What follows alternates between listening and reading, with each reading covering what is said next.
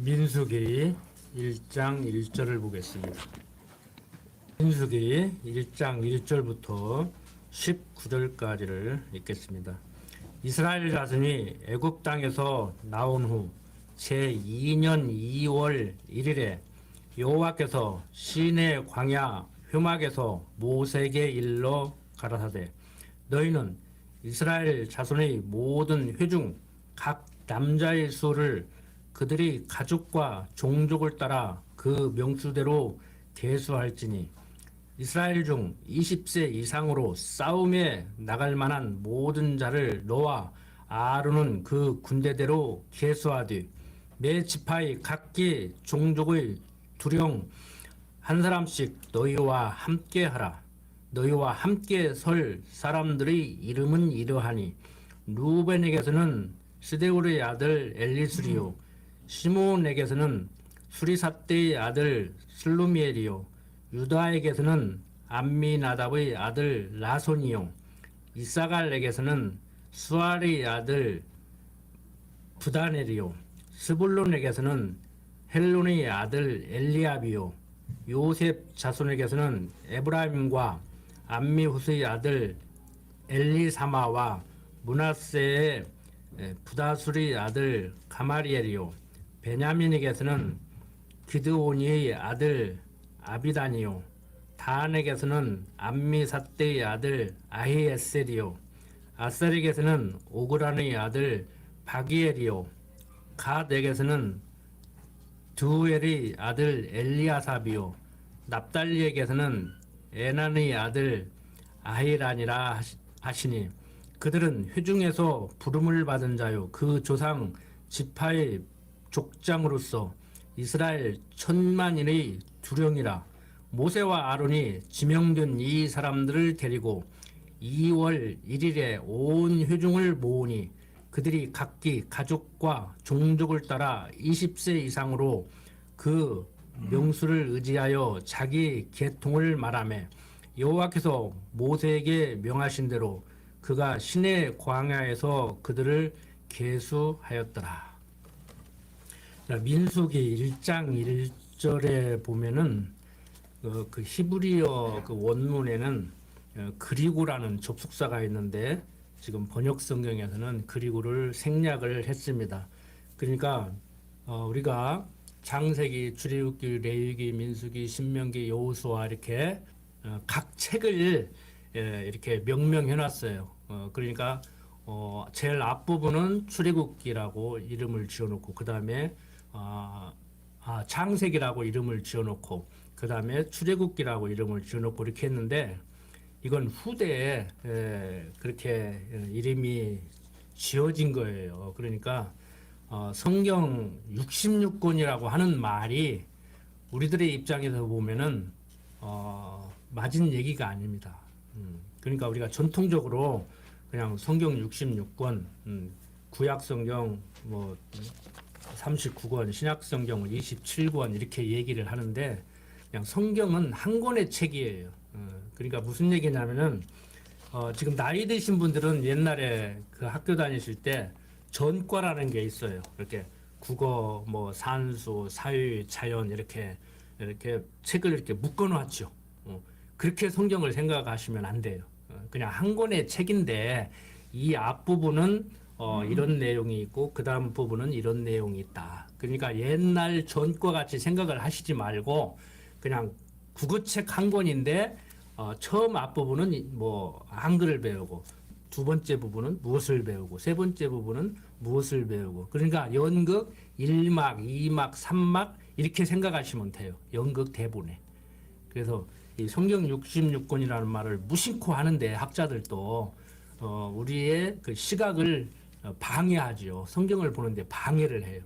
그 다음에 뭐 장절은 더 말할 것도 없어요. 장절은 스테판이라는 인쇄공이 그냥 인쇄를 하다가 내가 어디까지 인쇄했던가 여기까지 했지 하고 이렇게 표시를 하다가 보니까 장절이라는 게 생겨버렸다고. 그러니까 우리는 창세기, 출애굽기, 레위기, 민수기라는 그 이름도 잊어버리시는 게 좋아요.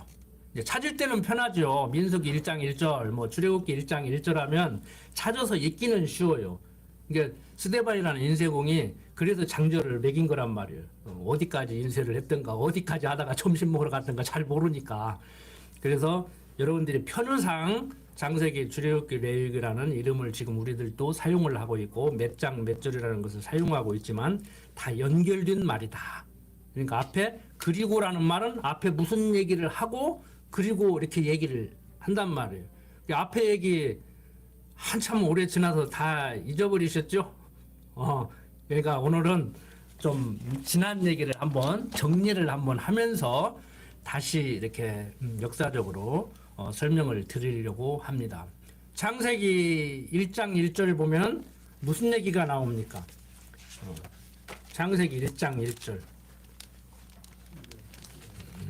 옛날에 신학교 시험 보러 가니까 창세기 1장 1절을 히브리어로 한번 얘기해 보시고 그러더라고.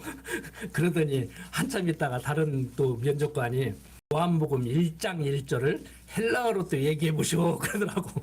근데 알았었는데 그것도 시험이라고 긴장해가지고 대답을 못하니까 당신은 성경 공부하기가 힘들겠어 그러더라고. 그래서 참 웃고 말아버렸는데 뭐 그거 몰라도 됩니다. 뭐 저도 모르고 뭐 입학도 했고 졸업도 했어요. 우수한 성적으로 우수상까지 타고 졸업을 했는데 뭐 너무 언어에 집착하지 마십시오. 저도 완벽하게 공부를 못했지만 그런 것은 제가 공부를 해서 대신 공부를 해서 설명해드리면은 제 강론을 듣고 또 집에서 이렇게 여러 가지 책을 읽으시면은 뭐 큰 문제는 없어요. 신앙생활 하시는데 천국 가는 데는 더군다나 지장 없고 그러니까 저같이 꼭 공부를 할 필요는 없습니다. 그렇지만 이제 주일학교 교사 선생님들은 조금 수준 있게 공부를 하셔야 되죠. 자, 창세기 1장 1절 보면 태초에 하나님이 천지를 창조하시니라 이렇게 시작을 하죠. 그래서 우리가 창세기라고 하는 이 책 이름은 왜 창세기라고 붙였느냐 하면은 창조 얘기로부터 이야기를 시작한다. 그런 의미에서 창세기라고 붙인 거예요. 여러분들 뭐 차 보면은 무슨 차 있죠? 지로 시작하는 차. 내가 사업상 무슨 광고하는 것은 아니니까 뭐 이름을 한번 얘기를 할게요. 뭐 제네시스라는 차 있잖아요. 그게 창세기예요, 창세기. 제네시스가 영어로 창세기라고. 자. 태초에 하나님이 천지를 창조하셨어요. 며칠 동안 창조하셨어요? 엿새 동안 창조하시고 이래째 쉬셨죠. 안식하셨다고 그래요. 그런데 히브리서 기자는 그게 참 안식이면은 왜 또 다른 안식을 얘기했겠느냐. 애굽에서 종살이하던 이스라엘 백성들을 가나안 땅으로 인도해드린 그것도 참 안식이 아니다. 참 안식은 그리스도가 주시는 평강을 누리는 것. 수고하고 무거운 짐잔들아 다 내게로 와 내가 너희를 쉬게 하리라고 하신 그 말씀 따라 우리가 쉼을 얻는 그 안식이 진짜 안식이다. 그 얘기를 하는 거란 말이에요.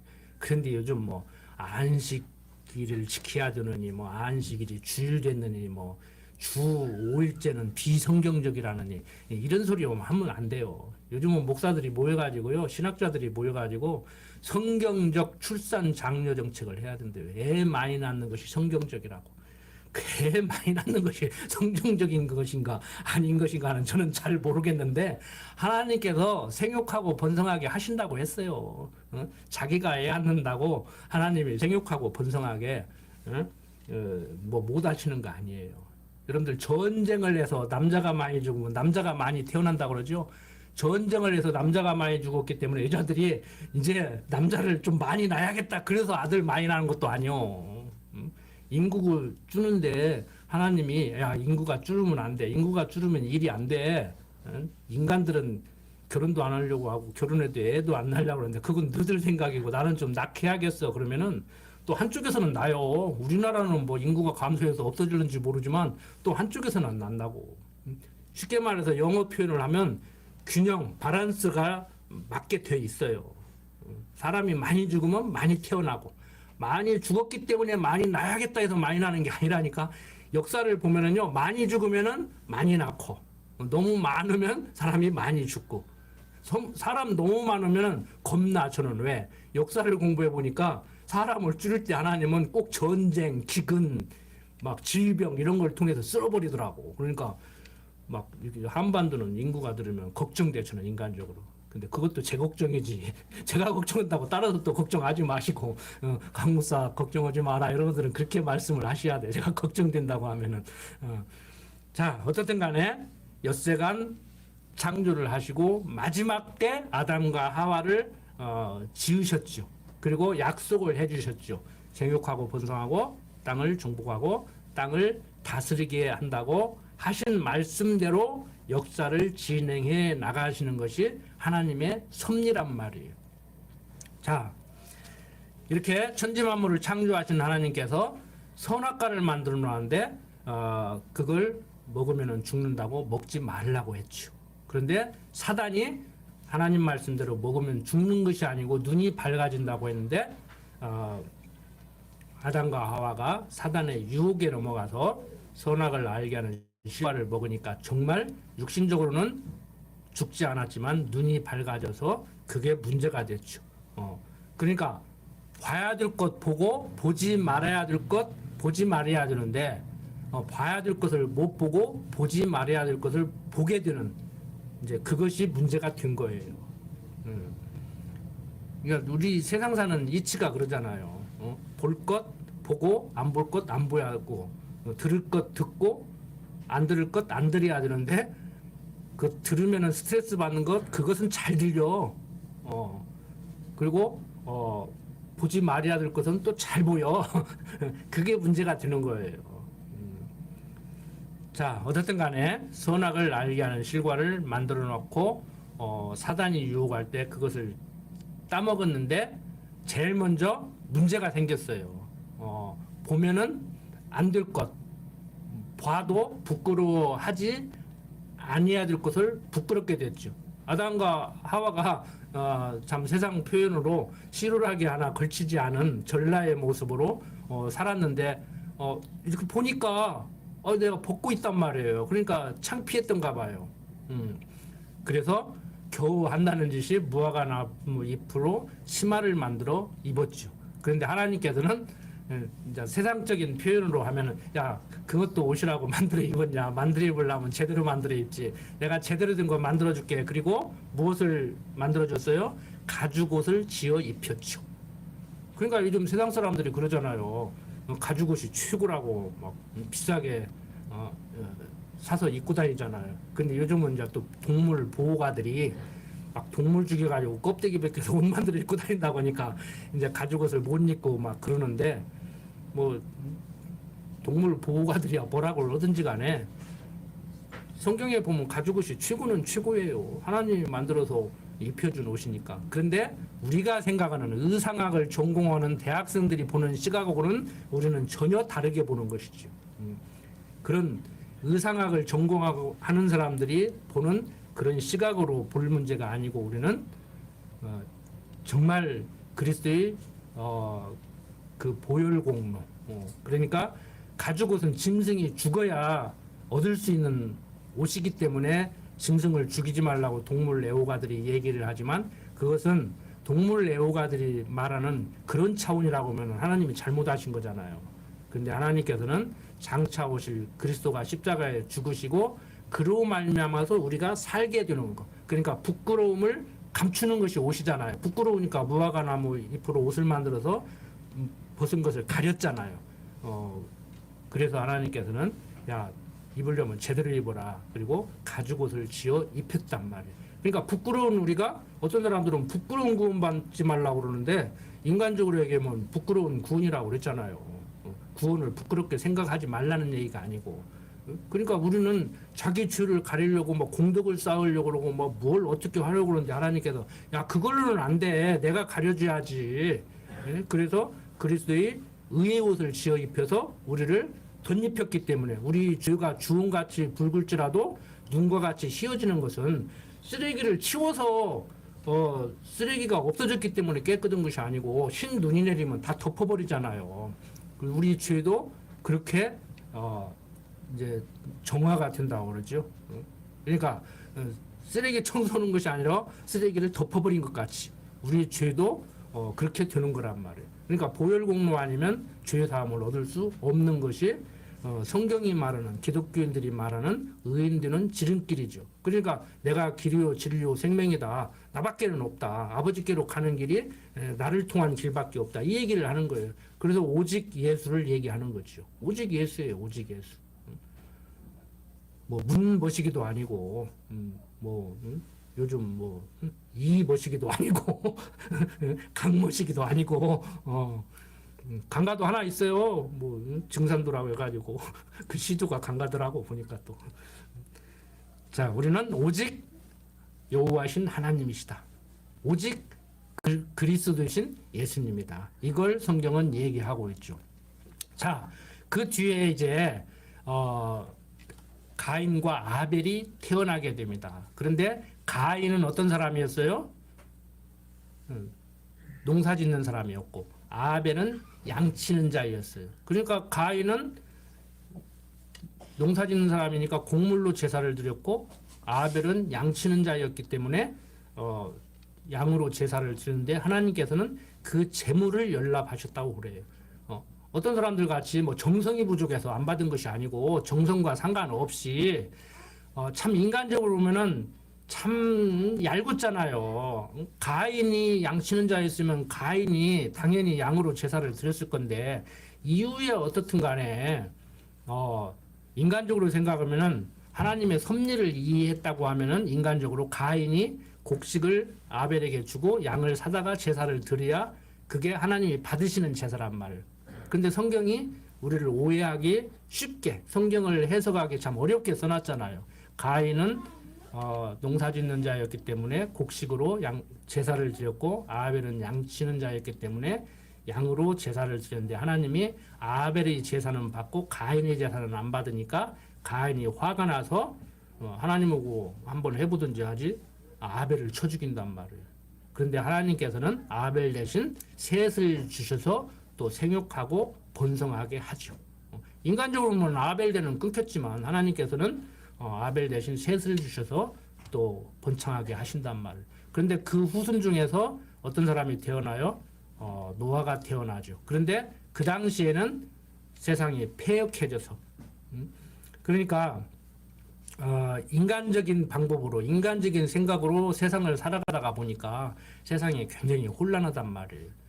그래서 하나님께서는 물로 쓸어버리는데 노아 가족만은 하나님께 은혜를 입어서 방주를 지으라고 할 때 120년 후에 일어날 홍수를 대비하고 방주를 짓기 시작하죠. 그때 사람들은 다 조롱했단 말이에요.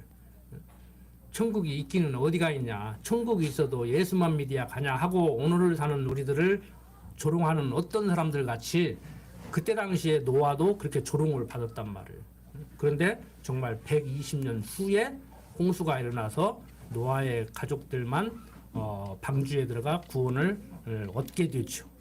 자, 그 후에 이제 노아가 술 먹고 이제 실수를 한 거예요. 술에 만취해가지고 그냥 옷도 벗어자치고 뭐 더우니까 막 그랬겠죠. 그리고 자는데 그 부끄러운 것을 야벳과 셈은 이렇게 가려줬는데 함은 그걸 흉잡았죠. 그러니까 참 요즘 애들 말로 얼레리 꼴레리 한 거예요. 아버지 술 취해가지고 얼딱 벗고 잔대 막 이러고 한 거예요. 근데 이제 야벳과 셈은 그걸 가려주죠. 근데 결국에 함의 후손인 가나안이 이제 저주를 받아요. 이제 이런 걸 보고 사람들이 자기 추측을 하는 거예요. 부모가 공을 안 싸면 자식들이 이제 저주를 받는다 뭐 이런 식으로 막 그러니까 뭐가 잘 안 되면은 전생에 내가 무슨 죄가 있어서 그러는가 아니면 우리 아버지가 공덕을 안 쌓아서 그러는가 뭐 이런 생각들을 하지요. 그러니까 성경에도 나오잖아요.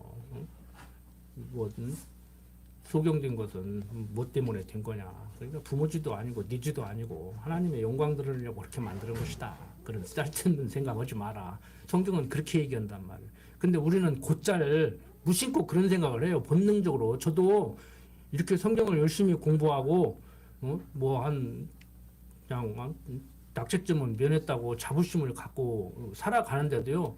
무심코 막 내가 뭘 잘못해가지고 이렇게 막 그런 것 같다고요. 근데 전혀 틀린 생각은 아니죠. 징계, 채찍을 생각하면은 잘못했을 때 징계를 받는 건 받는 건데 잘못했을 때는 징계를 받아야 그게 감사한 일이죠. 잘못했는데도 징계를 않는다고 하면 히브리서 기자가 말하는 것 같이 자식이 아니니까 그러죠. 그러니까 여러분들은 그 형벌은 없지만 징계는 항상 있다고 생각하시면 돼요. 그런데 여러분들 내가 잘못해서 징계받는다는 거 그것도 인정하기 싫죠. 뭐 잘못한 것이 없는 것 같잖아요. 그러니까 여러분들은 참 이게 특히 젊은 사람들 이렇게 성경을 가르치다 보면 그 문제가 와서 닿는가 보더라고요. 내가 뭐 잘못한 게 있단 말입니까? 나는 올곧게 살아가고 있는데요. 그러는데 곰곰이 생각해 보면은 잘못한 게 있을 거예요. 뭐 성경은 형제를 미워만 하는 것도 이미 살인하는 자다. 여자를 보고 음욕을 품은 것만 해도 이미 간음한 자라고 선언을 해버리고 있으니까. 그러니까 우리는 살인자로, 간음한 자로, 도둑질하는 자로, 도둑놈으로 이렇게 살아가는 거거든요.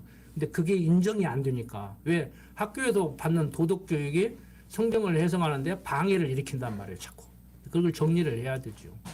그렇다 해가지고 막 도둑질하고 살아가고 막 남의 여자, 남의 남자 탐내고 살아가라는 얘기는 아니에요. 무슨 말을 하면은 저는 찰떡같이 얘기하는데 똑같이 알아듣는 분들이 있고. 그러니까 어떻게 해야 되는가 질문을 이렇게 던지지 마시고 나는 어떤 존재인가 이렇게 질문을 던지셔야 돼요. 어떻게 살아가는가는 내가 어떤 사람이냐에 따라서 그렇게 살게 돼 있다니까요. 아무리 여러분들이 그렇게 생겨먹은 사람이 나는 그렇게 안 살아야지 해도 그게 안 돼요. 생겨먹기를 그렇게 생겨먹어가지고. 자, 노아의 방주에서 이제 살아남은 그 후손들이 이렇게 또 약속 백성인 셈의 후손들에게만은 창대케 한다고 언약을 해주죠. 그래서 성경에서는 뭐라고 얘기하고 있느냐면은 야벳을 창대케 해서 셈의 장막에 거하게 하시고 셈의 자손들은 창대케 하고 가나안은 저주를 받는다고 말씀을 하셨습니다.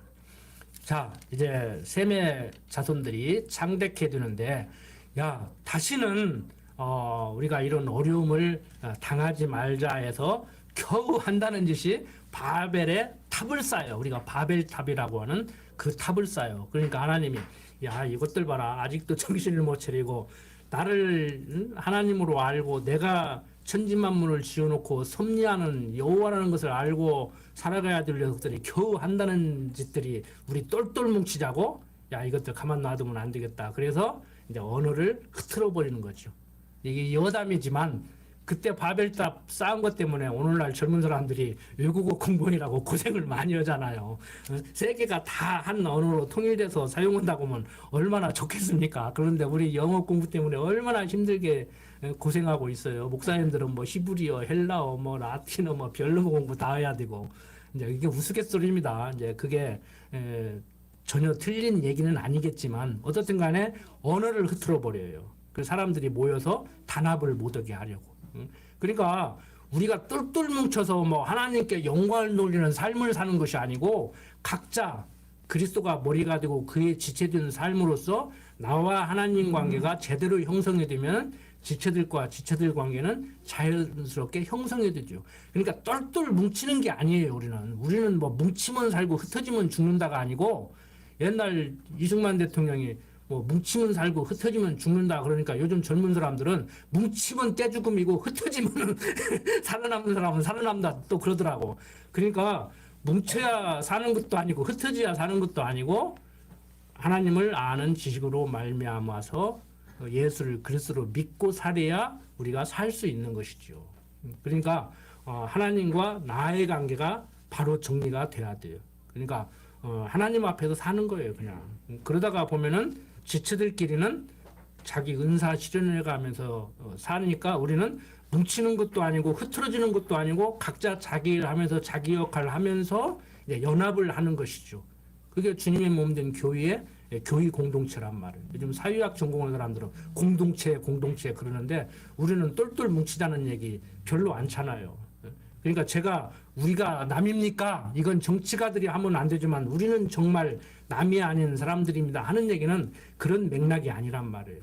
그 사람들하고 똑같은 얘기를 한다고 생각하시면 안 됩니다. 오해하시지 마세요.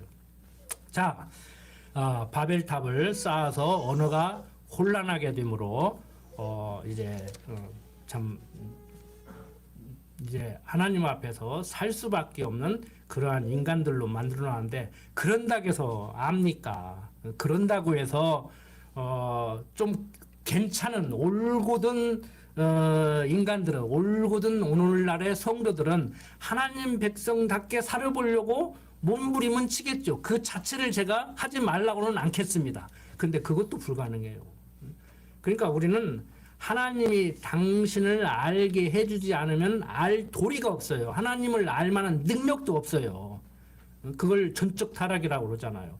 그래서 하나님께서는 이제 어떻게 섭리를 하느냐, 셈의 후손 중에 한 사람인 아브라함을 불러서 아브라함에게 언약을 하죠. 어떤 언약을 해요? 아담에게 했던 언약을 다시 해주는 거예요. 그러면서 내가 지시하는 가나안 땅으로 가라고 말씀을 해주시죠. 거기에서 생육하고 번성하게 하고 나라를 다스리게 해주겠다고. 근데 아브라함이 가보니까 웬걸 하나님이 가라고 해서 간 땅 가면은 잘 먹고 잘 살을 줄 알았더니 가뭄이 들어서 먹고 살기가 힘들었어요. 그래서 어디로 가요? 애굽으로 내려가죠. 지금 이집트로. 그런데 거기 가서 보니까 자기 아내가 사촌이기도 사촌이었지만, 사촌 너희 동생이도 너희 동생이지만, 자기 아내가 너무 예쁜 나머지 자기 아내를 뺏기 위해서 자기를 죽일까 봐서 내 아내라고 하지 말고 너희 동생이라고 하라고 했죠. 그래서 애굽 왕은 아브라함에게 속아가지고 정말 아브라함의 너희 동생이 예쁘다는 소식을 듣고 후초로 삼어버립니다. 근데 하나님께서 나타나가지고 너 왜 아브라함의 아내 건드렸냐, 너 죽인다 하는 거예요. 그러니까 애굽의 왕이 깜짝 놀래가지고 아브라함 불러가지고, 야, 너 왜 거짓말했냐? 네가 거짓말하는 등에 네 말만 믿고 네 아내를 내가 후추로 들였다가 날벼락 맞을 뻔했다. 빨리 데리고 가라. 그래서 재물을 주어서 다시 가나안 땅으로 가서 살게 됐죠. 그러니까 인간적으로 얘기하면은 애굽에 가서 거짓말했기 때문에 잘 먹고 잘 살게 된 거예요. 이런 소리 듣고 거짓말을 해야겠구나. 그러면 못된 사람이라니까. 사람이 정상적이지 않으니까 그런 생각을 하지. 근데 그런 생각을 할 수 있어요. 그런 생각을 할 수 있어요. 수단과 방법을 가리지 않고 출세하려고 하는 사람들, 수단과 방법을 가리지 않고 돈 벌으려고 하는 사람들, 그렇게 살잖아요. 세상 약삭빠르게 살잖아요. 시류에 따라서 살잖아요. 줄대기 하잖아요. 줄서기 하잖아요. 저도 줄이 끊어져 가지고 제대한 사람 중에 하나인데, 출세해 보려고 하다가 줄 잘 잡아야 돼요. 세상에서는. 자, 어쨌든 간에 아브라함은 가나안 땅에 와서 다시 살게 됐습니다. 자, 아브라함에게 또 어떤 일이 생겨요? 또 실수를 해요. 그랄 왕 아비멜렉에게 또 한 번 그런 실수를 한다고. 그런데 하나님께서는 아브라함에게 당신이 천지만물을 지어놓고 섭리하시는, 약속하면 약속대로 이루시는 여호와심을 알게 하려고 아브라함에게 어떤 약속을 했죠? 또 자식 준다는 거예요. 사라의 몸에서 아들이 태어난다는 거예요. 근데 아무리 와도 사라가 애를 낳을 수가 없어. 태어나지 않을 것 같아. 그래서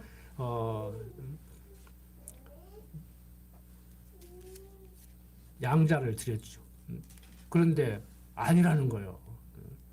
사라가 애 낳아야 된다는 거예요. 그래서 사라가 내가 지금 나이가 몇 살인데 출산할 수 있는 지금 기능이 다 멈춰버렸는데 무슨 소리 하고 있냐, 안 된다. 그래갖고 몸종 하가를 줘서 이스마엘을 낳죠. 그런데 아니라는 거예요. 자꾸 네 몸에서 난다는 거. 그러니까 아브라함도 웃고 사라도 웃어버렸잖아요. 무슨 소리냐 그러니까. 너 왜 웃냐 그러니까. 안 웃었습니다. 너 웃었잖아. 준다니까. 믿어보라니까. 그런데 정말 사라의 몸에서 이삭이 태어나죠. 뭐 낳는데 어쩔 거예요. 낳는데 믿든지 말든지 낳는데.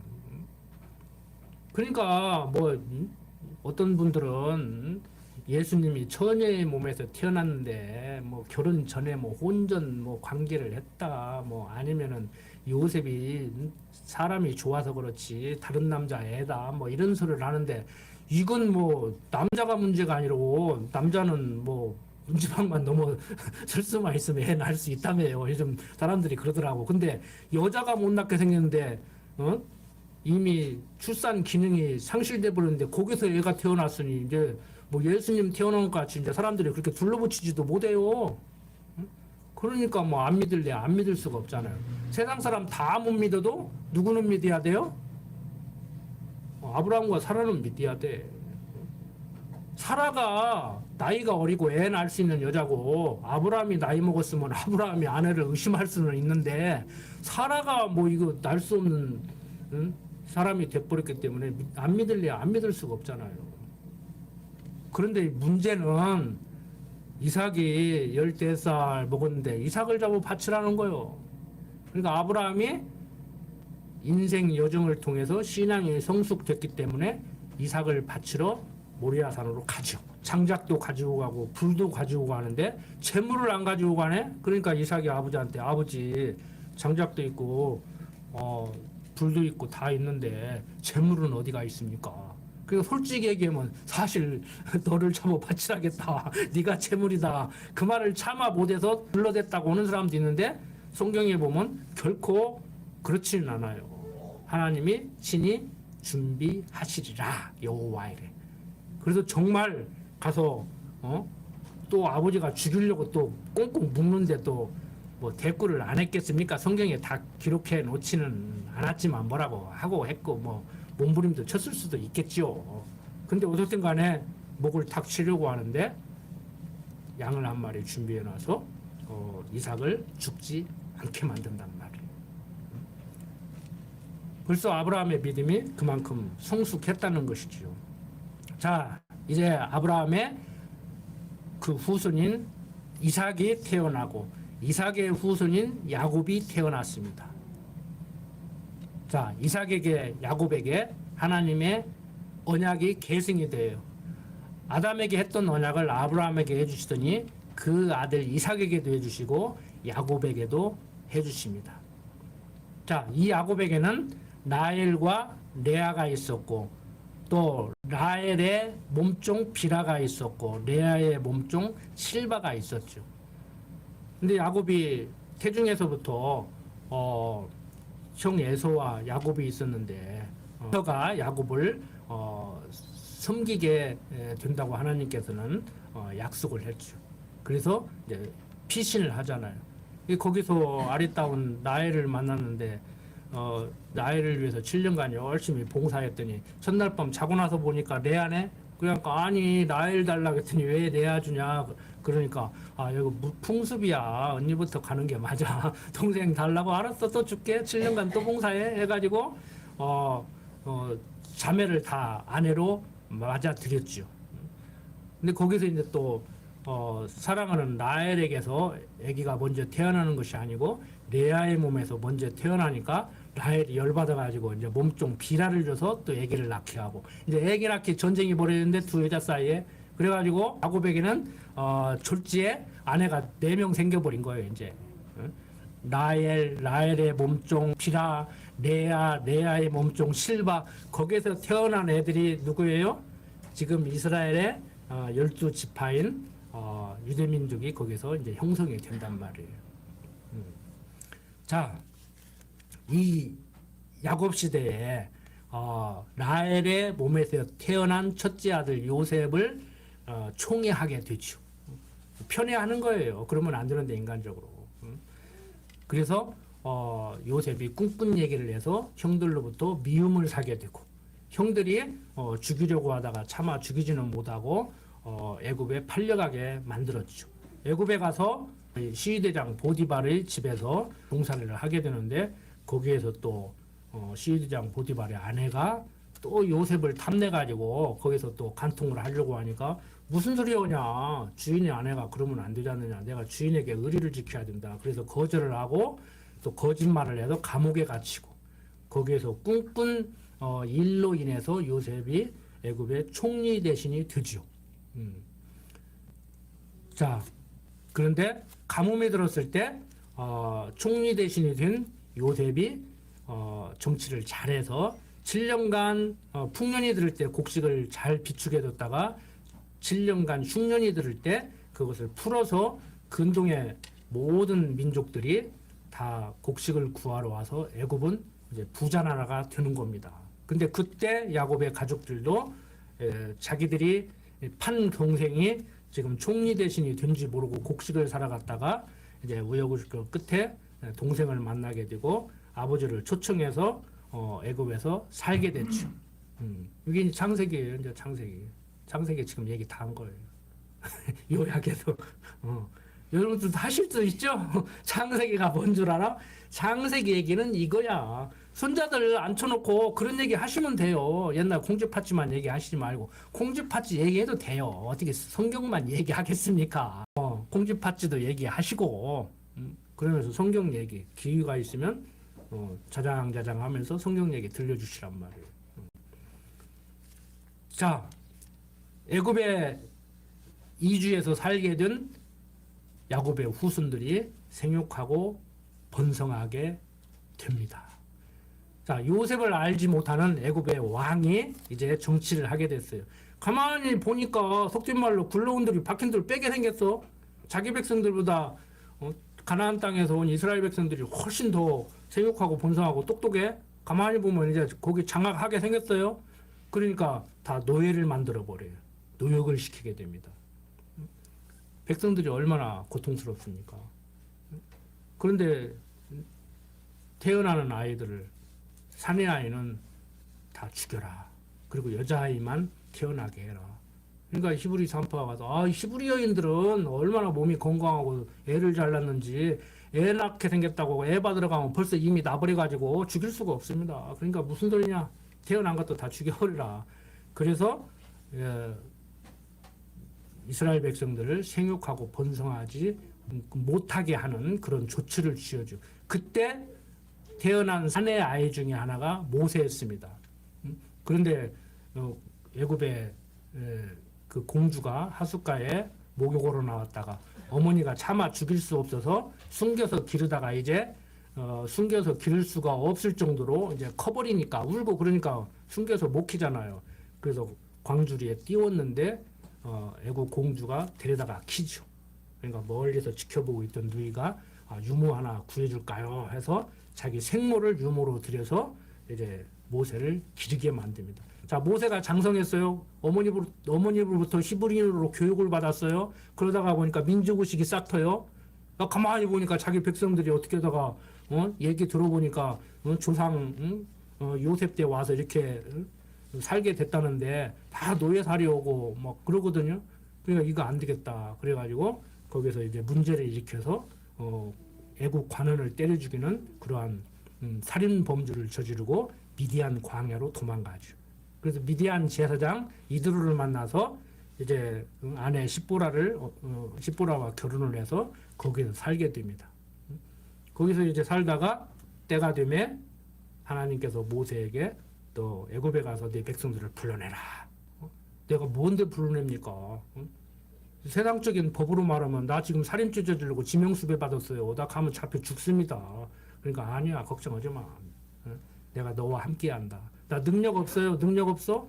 너 들고 있는 지팡이 그거 휘둘르면 막 뱀도 되게 하고 막 물도 나오게 하고 내가 능력을 준다. 그거 하나 짚고 가. 걱정하지 마.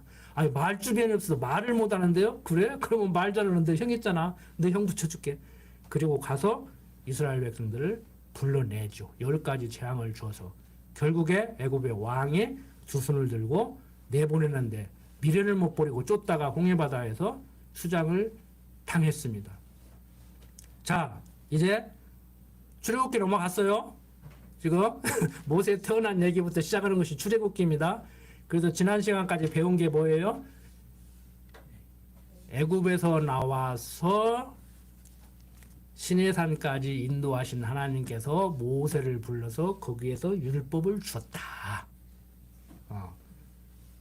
그리고 좀 더 자세하게 레위기에 어떤 율법을 줬는가를 구체적으로 기록해놨는데 그건 어떤 역사적인 히스토리에서 좀 옆길로 새는 것 같은 얘기가 되니까 좀 진부해서 간략하게 요약을 해서 말씀을 드렸고 집에서 한번 읽어보시라고 그랬잖아요. 그 제사는 장차 오셔서 속죄 제사를 드릴 그리스도에 대한 모형과 그림자로 준 것이다. 오늘날 유대인들 같이 다시 예루살렘 성전을 회복하고 거기에서 제사를 지낼 일도 아니고 다 폐해졌지만 국가법, 의식법, 도덕법으로 나눠놓고 국가법, 의식법은 폐해졌지만 도덕법은 그 의미가 남아있어서 그리스도인다운 생활을 하려면은 십계명을 잘 지켜야 된다. 그렇게 얘기하는 것도 문제가 있다고 말씀을 드렸잖아요. 어떻든 간에 율법은 그리스도에게로 인도하는 몽학선생이라고 말씀을 드렸습니다. 그러니까 율법은 지켜야 되느냐 지키지 말아야 되느냐. 율법 폐기론자들은 폐기됐으니까 지킬 필요 없다. 율법 완전론자들은 예수님이 지켰으니까 모범을 보여서 지키신 예수님을 따라서 우리도 완벽하게 지켜야 된다 그러는데, 성경은 폐한 것도 아니고 완벽하게 지켜야 되는 것도 아니고 굳게 세워져야 될 것이다. 율법이 굳게 세워져야 그리스도에게로 인도하는 몽학선생 역할을 하게 되지 않느냐. 성경은 이 얘기를 하고 있다고 그랬어요. 그러니까 오직 예수예요. 예수를 얘기해놓고 예수 믿는 사람이기 때문에 예수 믿는 사람답게 살기 위해서는 율법을 지켜야 된다는 거, 그것은 성경적인 것 같지만 갈라디아 교회, 고린도 교회를 유혹하는 거짓된 선생들, 잘못된 선생들이 유혹하는 거라니까요. 그걸 영어 표현으로 유다이저스라고 그랬잖아요. 유대교는 율법 지켜야 구원받는다고 하는 사람들이고, 유다이저스들은 유대인들 중에서 예수 믿은 사람들인데 그 사람들이 예수도 믿지만 율법도 지켜야 된다 이렇게 얘기하는 사람들이란 말이에요. 근데 지금 한국교회가 다 그러잖아요. 그래서 강단이, 도덕설교는 강단이 돼버렸잖아요. 그러니까 유치원 선생님이 하는 말이나 중고등학교 도덕선생이 하는 말이나 교회 목사가 하는 말이나 다 착하게 살아라니까. 우리는 하나님 믿는 백성이기 때문에, 성도기 때문에 더 착하게 살아야 된다 막 이러고 얘기한다니까요. 뭘 더 착하게 살아. 못된 짓은 골라서 앞장서고 다니더만. 이렇게 얘기했다고 그러는데 그냥 새겨서 들으십시오. 화나서는 소리니까. 그래도 기독교인들이 낫더라고. 낫기는. 그래도 나서 제가 속상해서 하는 얘기고, 우리 강대상에서 이렇게 얘기하지만 다른 데 나가서는요, 막 기독교인들 내가 막 철저히 보호합니다. 뭔 소리 하냐고 막. 너희들 제일 착한 사람보다 우리 제일 못된 사람이 더 낫다고 제가 그렇게 얘기하는 사람이에요. 맞아요. 틀린 얘기 아니에요. 예수 안 믿는 사람, 가장 착한 사람보다 예수 믿는 가장 안 착한 사람이 더 낫다니까. 자기가 뭐 깨끗하면 얼마나 깨끗해. 우리는 양심이라도 있잖아. 하나님 앞에 맨날 가서 잘못했다고 회개라도 오잖아. 안 그렇습니까? 네. 아멘 안 네. 자, 이제 10분만 후로 끝날게요. 민수일 간단하게. 이스라엘 자손이 애굽 땅에서 나온 후 언제 나왔어요? 유대력으로 1월 1일. 그게 우리 지금 이 달력으로 3월쯤 돼요. 자, 1월 14일 날 출애굽했어요. 정확히 유대 달력으로. 그 시내 광야는 3월 달쯤 왔어요. 근데 거기에서 지금 얼마나 머물렀어요? 이스라엘 자손이 애굽 땅에서 나온 후 제2년 2월 1일에, 그러니까 나오면 1년, 그 다음에 2년이잖아요. 그러니까 1년 조금 더 지난 거예요. 1년 조금 더 지난 거예요. 그 시내산 밑에서 1년 조금 더 이렇게 머물렀다고. 시내산까지 오는데 한 2달, 아니 석 달 걸렸으니까. 자, 여호와께서 시내 광야 휴막에서 모세에게 이르러 가라사대, 너희는 이스라엘 자손의 모든 회중 각 남자의 수를 그들의 가족과 종족을 따라 그 명수대로 계수할지니라고 얘기를 해요. 그런데 19절까지 읽어봤지만 여러분들 창세기 내용 보면은 야곱의 12아들 이름이 있는데 여기 좀 다르지요. 뭐가 달라요? 기억나십니까? 그걸 생각해 보시라고 아까 거기서 빼먹고 얘기를 했는데 일부러 요셉을 사랑하는 나머지 요셉에게는 두 지파분량 준다고 그랬잖아요. 에브라임과 므낫세, 요셉의 두 아들 에브라임과 므낫세에게. 그러니까 12지파 중에 분깃을 주는데 지금 민수기 이 1장부터 4장까지 보면 레위 지파는 제사장 지파이기 때문에 빠지고 빼버리고 요셉의 두 아들 에브라임과 므낫세 지파를 넣어서 12지파가 되는 거예요. 무슨 얘기인지 아시겠죠? 그러니까 지금 여기 3절부터 19절까지 쭉 보면은 그 요셉 자손에게는 10절 에브라임의 암미 후스의 아들 엘리사마와 므낫세의 부다술의 아들 가말리엘이요 하고 베냐민에게서는 쭉 나와요. 그러니까 요셉 지파에게는 둘이죠. 요셉 지파는 둘로 이렇게 나눠준다고. 그래서 계수를 쭉 하는 거예요. 자, 왜 계수를 하느냐?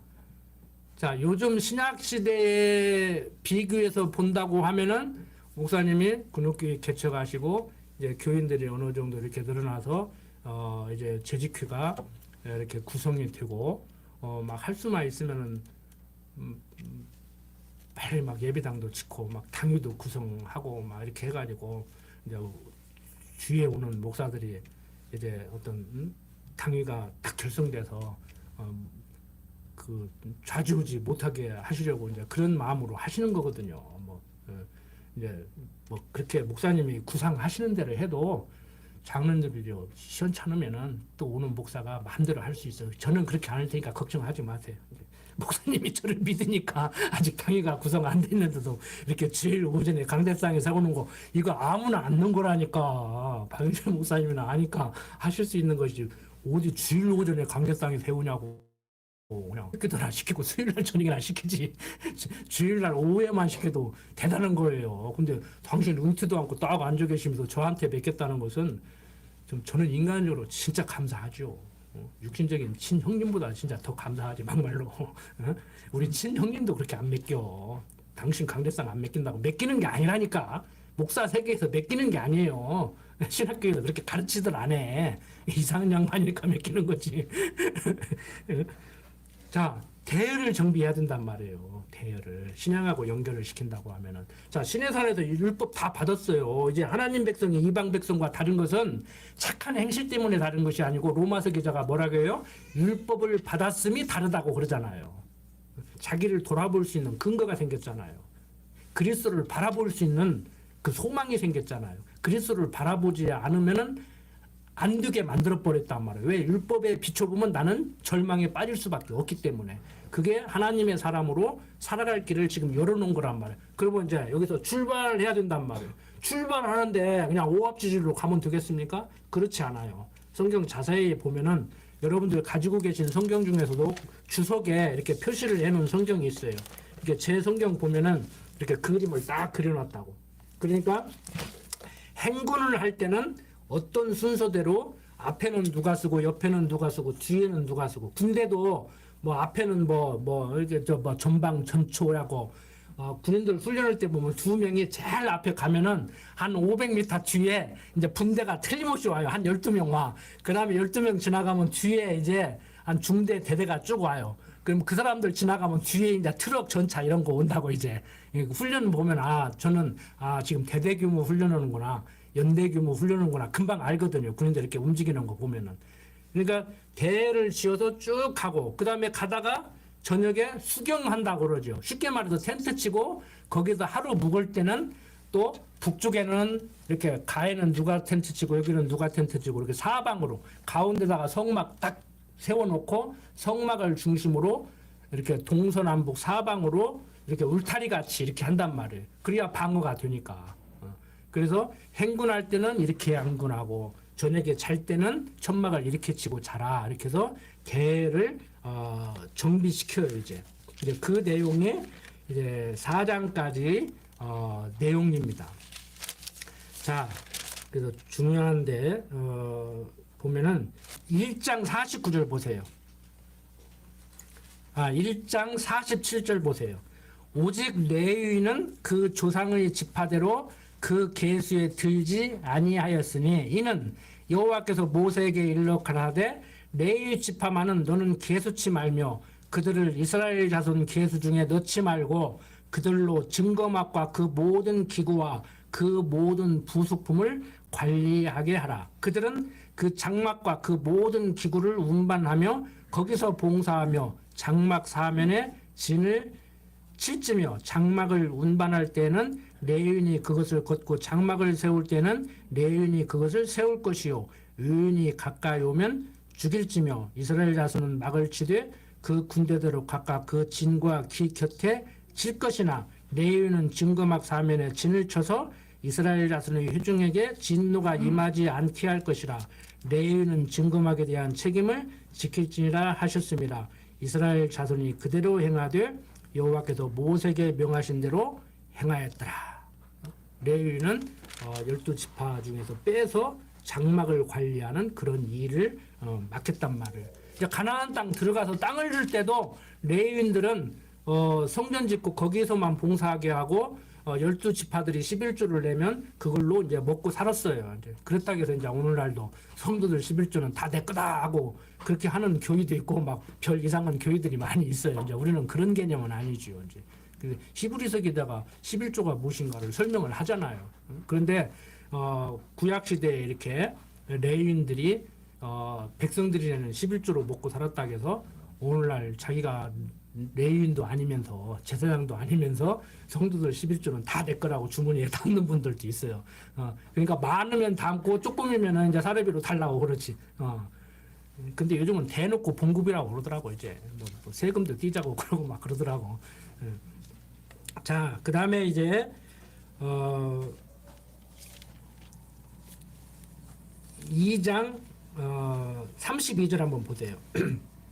쭉 설명을 하면서 이제 계수를 하고 어떻게 행군을 하고 쭉 설명을 하면서 2장 32절 보면은 이상은 이스라엘 자손이 그 종족을 따라 계수함을 입은 자니 모든 진이 군대 곧 계수함을 입은 자의 총계가 60만 3,550명이었으며 레위인은 이스라엘 자손과 함께 계수되지 아니하였으니 여호와께서 모세에게 명하신과 같았느니라. 이스라엘 자손이 여호와께서 모세에게 명하신 대로 다 준행하여 각기 가족과 종족을 따르며 그 길을 따라 진치기도 하며 진행하기도 하였더라. 그러니까 그 길을 따라가 길이 아니잖아요. 기의 리을 받침이 아니고 기, 영어로 말하면 후레고 깃발.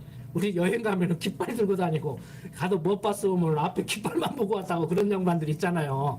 그 길을 얘기하는 거예요. 그러니까 군대 조직이 이제 된 거예요. 요즘 말하면은 앞에 깃발 딱 세우고 이제 그 깃발을 중심으로 이렇게 움직이는 거란 말이에요. 뭐 이런 거 굳이 부인할 필요 없어요. 어디 가면 깃대 꽂는다고 우리가 그러잖아요. 모이면은 표시를 해야 되니까 자 이건 우리 지파다, 이건 우리 진영이다. 자 행군은 자 우리 깃발 따러 와라. 우리 지파는 지금 뭐 오른쪽에 서 가지고 오른쪽 중간에 서서 간다. 이렇게 해야 질서가 있잖아요. 그렇지 않으면은 막 뒤 섞여가지고 뭐 문하세 지파가 막 공격하는데 저쪽에서 막 베냐민표가 따라간다든지 막 나는 어디로 가야 돼? 막 그러면 쏘는 말로 쏘대장 어디 있어? 뭐 중대장 어디 있어? 이름을 헷갈리니까 깃발을 중심으로 이렇게 움직인단 말이에요.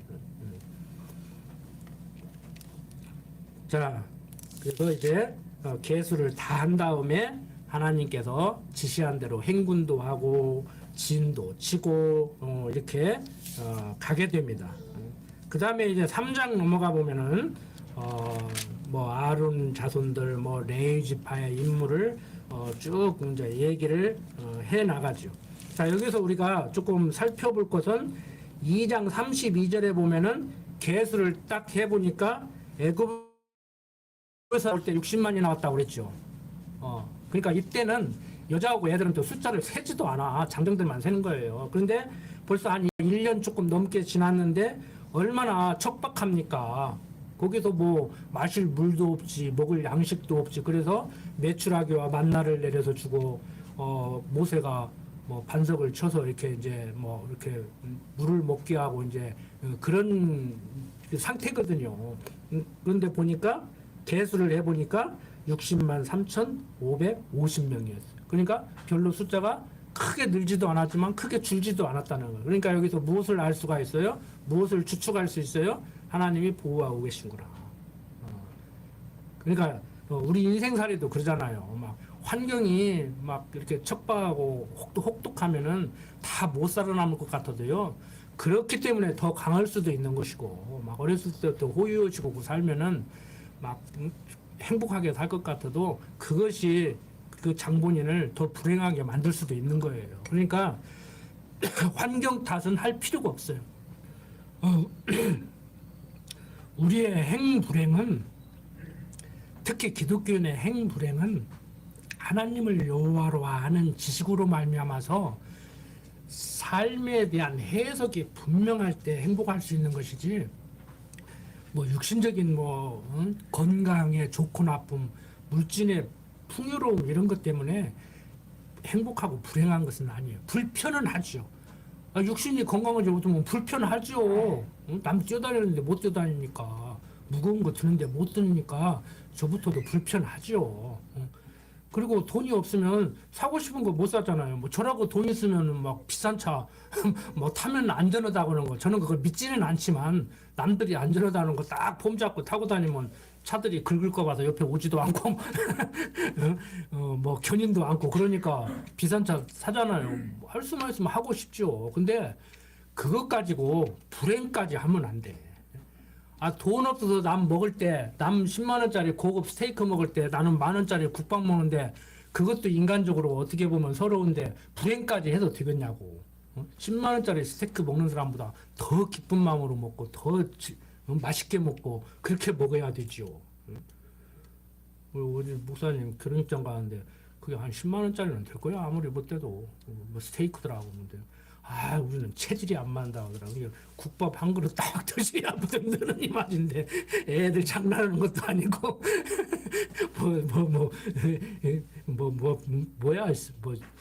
그 요즘 새싹 요만큼 한 젓가락 먹으니까 없어버리고 방울토마토 반 개가 한 개 가지고 애들 장난하는 것도 아니고 엄지손가락 많은 뭐 케이크 주고 그러니 감질 나죠. 저도 감질 나던데 잘 잡수는 목사님 얼마나 감질 나겠어요. 그러니까 그런 거 먹는다고 해서 행복한 거 아니라니까. 우리 감질 나서 못 먹는다니까. 먹은 것 같지 않아서 못 먹는다니까. 행세오는 사람들은 30만 원짜리 스테이크 먹었다, 고급 호텔 레스토랑 가서 먹었다고 칼질하고 폼 잡고 와인 한 잔 마시고 좋다 그러지. 자기는 좋겠지. 행복하면 됐어요.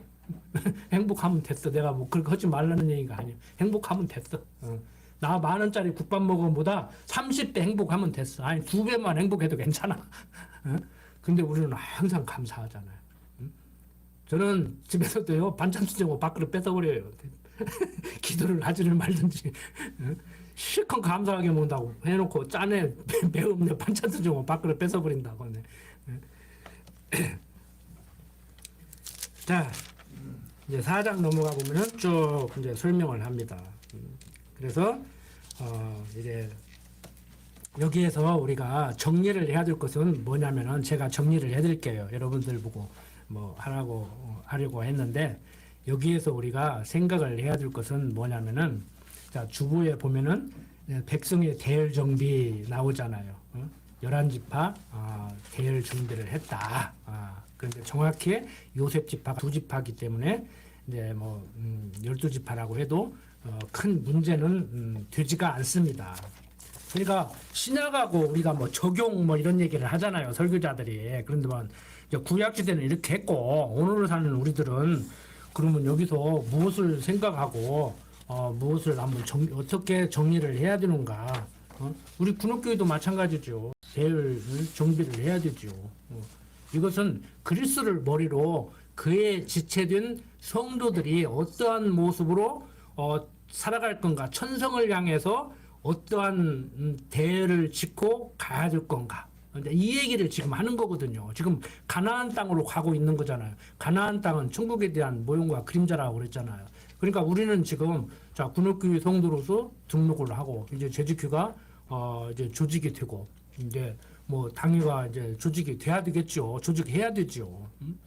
그래서 우리가 신약 시대에는 이 지상교회 성도들은 그리스도를 머리로 한 그의 지체된 삶을 사는데 요즘 수요일 날 저녁에 지금 배우고 계시잖아요. 에베소서에서 교회가 어떻게 해서 세워지게 되는 것인지, 그 다음에 어떤 지도자가 어떻게 세워져야 되는지, 재직들은 어떤 사람들이 세워져야 되고 어떤 일들을 하고 어떻게 봉사해야 되는지 이제 쭉 지금 배워 나가고 있잖아요. 이제 그 말씀을 간단하게 제가 정리를 하면은 각 믿음의 분량 따라서, 즉 은사 따라서 자기에게 주어진 직분 감당하고 사는 그러한 삶이 돼야 되죠. 교회 생활.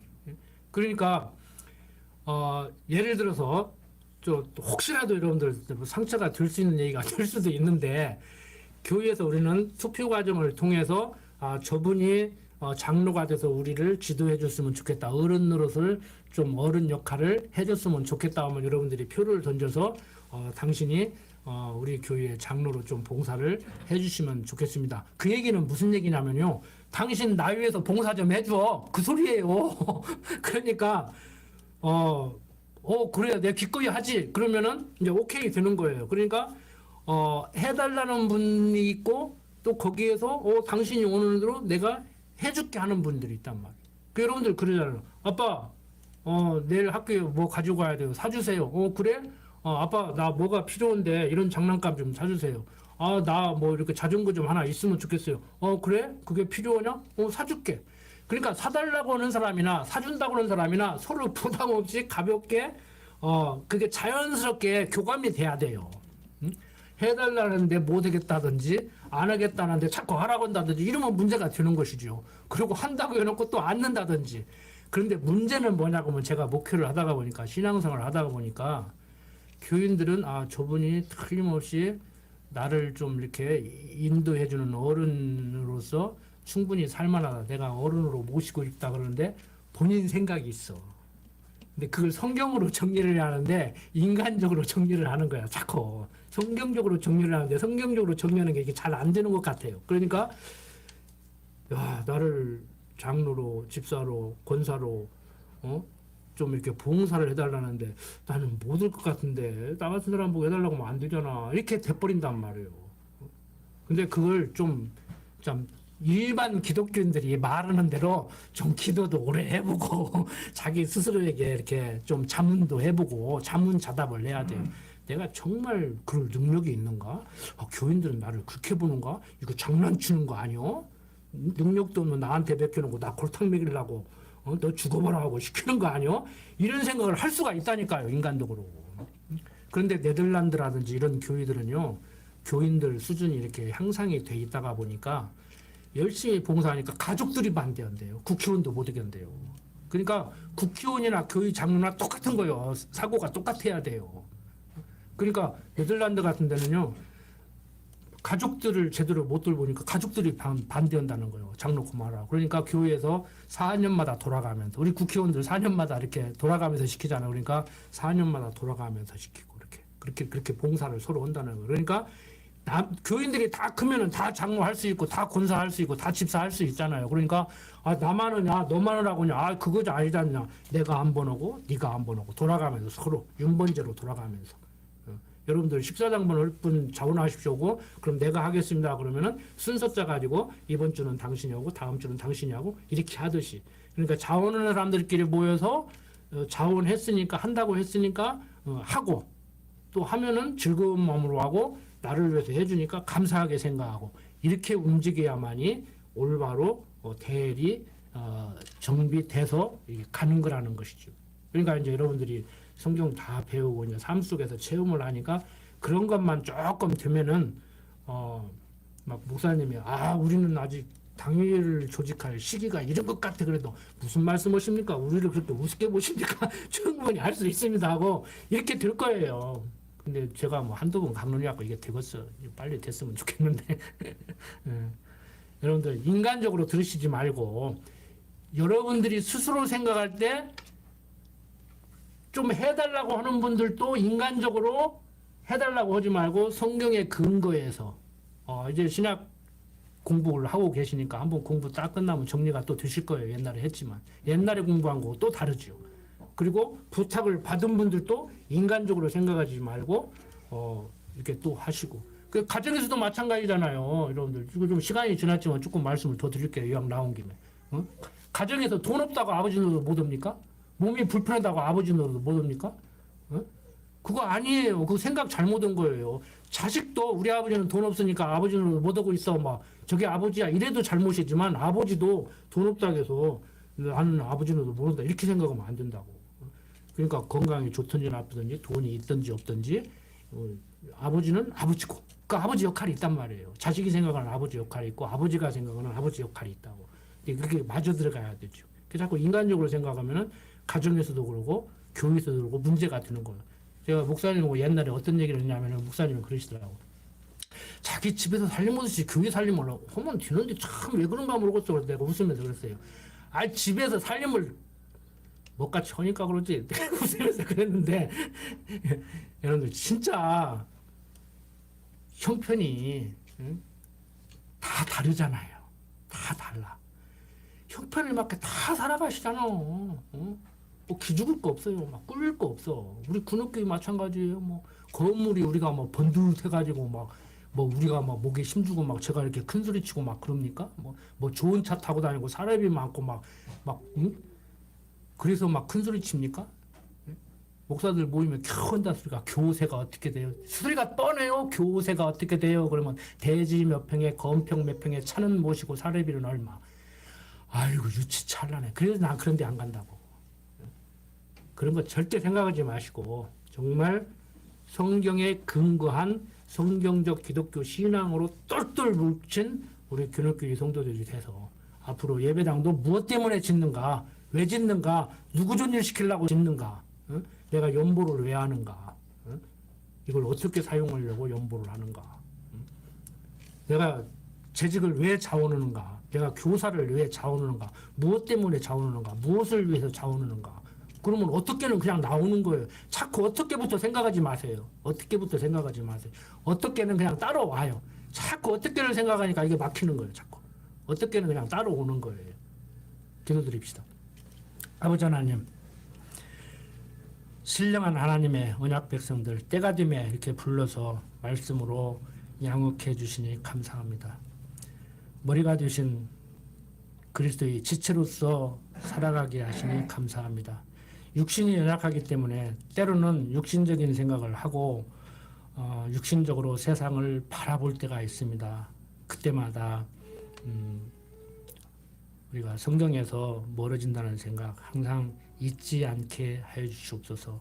이스라엘 백성들 모세를 통해서 율법을 주고 대를 정비하고 가나안 땅을 향해서 가는 것 같이 우리 군옥교회 지체들 아니 대한민국의 기독교인들 대를 정비하고 질서 있게 천성을 향해서 굳건하게 씩씩하게 가는 그러한 신앙인들로 살게 하여 주시옵소서. 때로는 세상 사람들에게 조롱을 받고 멸시를 당하기도 하지만 그들의 그 말을 귀담아 듣지 말고 하나님 앞에서 올곧게 살아가는 신실한 성도로 살아가게 하여 주시옵소서. 부족한 종 예수님 이름으로 기도드립니다. 아멘.